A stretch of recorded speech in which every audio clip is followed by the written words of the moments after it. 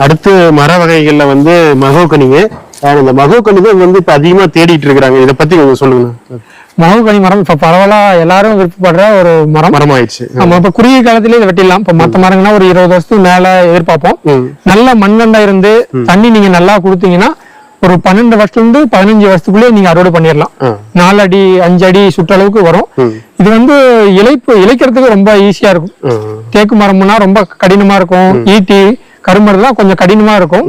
ஆனா இது வந்து ரொம்ப இலகுவா இருக்கும். ஆசாரிகள்லாம் ரொம்ப விருப்பப்பட்டு கேட்கிற மரம் வந்து ஒரு மகாகனி மரம்.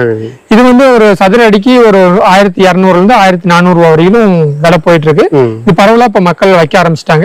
இப்ப நிழல் பாங்கான மரம், இப்ப 4 தென்னை மரத்துக்கு நடுவுல வளர்த்துறதுக்கு எந்த மரம் பெஸ்டா இருக்குன்னு பார்த்தா இந்த மரம் சொல்லலாம். நேரா போகும், அதிகப்படியான கிளைகள் கொடுக்காது. தண்ணி கொடுக்க கொடுக்க அது நல்லா கிருத்து நல்லா வளரும், நல்லா ஊக்கம் நல்லா திரண்டு நல்லா வளரும்.